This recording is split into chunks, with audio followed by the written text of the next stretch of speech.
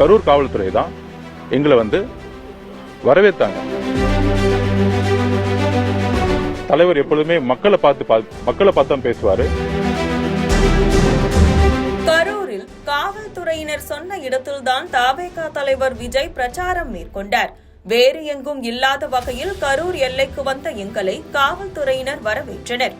அவர்கள்தான் எங்களை முதலில் வரவேற்று அழைத்து சென்றனர்.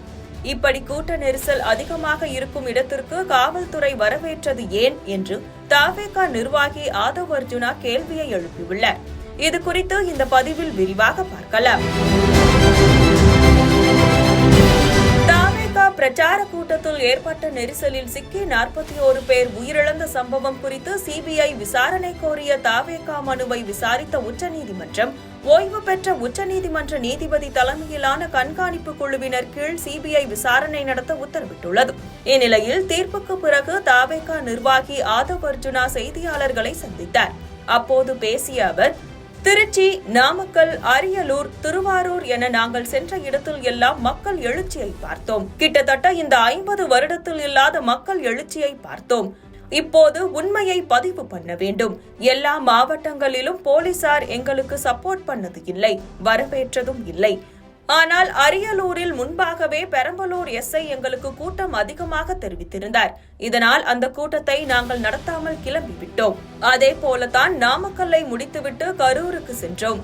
ஆனால் அங்கு எவ்வளவு கூட்டம் இருக்கிறது என்று எங்களுக்கு போலீசார் தெரிவிக்கவில்லை. காவல்துறை 3:10 மணிக்கு வர சொல்லித்தான் எங்களுக்கு அறிவுறுத்தினர். நாங்களும் சரியாக 3:10 மணிக்கு அங்கு சென்று விட்டோம்.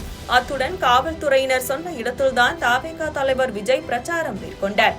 வேறு எங்கும் இல்லாத வகையில் கரூர் எல்லைக்கு வந்த எங்களை காவல்துறையினர் வரவேற்றனர். தலைவரும் எல்லாமே ஓகே தானே என்று கேட்டுவிட்டுதான் மேலே வந்து பேச தொடங்கினார். அப்படி தவறாக இருக்கிறது என்றால் ஏன் காவல்துறை எங்களை வரவேற்க வேண்டும்? ஏன் கூட்டம் அதிகமாக இருக்கிறது என்று எங்களுக்கு முன்பாகவே சொல்லவில்லை? விஜய் பேசும்போது எப்போதும் மக்களை பார்த்துதான் பேசுவார். அப்போது எங்கெல்லாம் தண்ணீர் கேட்டார்களோ அங்கு தண்ணீர் கொடுத்தார். ஆம்புலன்ஸ் வரும்போது அதற்கு வழிவிடுங்கள் என்று சொன்னார். அதன் பிறகு மக்களை பார்த்த தலைவர் தனது பேச்சை முழுமையாக முடிக்காமல் சீக்கிரமாக பேசிவிட்டு கிளம்பினோம். தலைவர் எப்பொழுதுமே மக்களை பார்த்து பேசுவாரு. எங்க தண்ணி கேட்டாரோ அங்க தண்ணி அவர் கையாலே கொடுத்தாரு. எங்க ஆம்புலன்ஸ் வழிவிடுன்னு சொன்னாரோ அவரே சொன்னாரு. சோ அவரை பொறுத்த வரைக்கும், எங்களை பொறுத்த வரைக்கும் எந்த பிரச்சனையும் நிலவில்லைன்னு சொல்லிட்டு அவர் பேச்சை முழுமையாக கவனிக்காம மக்களை பார்த்துட்டு அமைதியா எவ்வளவு ஷார்ட்டா முடிக்க முடியுமோ ஷார்ட்டா முடிச்சுட்டு கிளம்பணும். அடுத்ததாக இந்த பிரச்சாரத்திற்கான இடத்தை எவ்வளவு கட்டாயப்படுத்தி எங்களுக்கு கொடுத்தார்கள் என்பதற்கான ஆதாரத்தை உச்சநீதிமன்ற நீதிபதிகளிடம் கொடுப்போம். நாங்கள் ஒன்றும் தப்பித்து ஓடவில்லை. கரூர் பார்டரில் நானும் பொதுச் செயலாளர் நிர்மல்குமார், அருண்ராஜ் என அனைவரும் காத்துக் கொண்டிருந்தோம். வேண்டுமென்றால் எங்களுடைய மொபைலை சார்ஜ் செய்யுங்கள். நாங்கள் வருகிறோம் என கூறும்போது காவல்துறை எங்களை அனுமதிக்கவில்லை. வேண்டாம், கலவரம் ஆகிவிடும் என்று எங்களை வரவேண்டாம் என்று சொன்னார்கள். அதையும் நாங்கள் நீதிமன்றத்தில் சமர்ப்பிப்போம். அத்துடன் ஒன்றும் செய்யாத தவேகாவினரை தீவிரவாதிகள் போல காவல்துறையினர் தடியடி நடத்தினர். கூட்ட நெரிசல் சம்பவம் நடைபெற்ற போது காவல்துறை அதிகாரிகள் தான் எங்களை அங்கிருந்து வெளியேறுமாறு அறிவுறுத்தினர். எங்களை உள்ளே வரவும் அனுமதிக்கவே இல்லை என்றும் ஆதவ் அர்ஜுனா தெரிவித்துள்ளார்.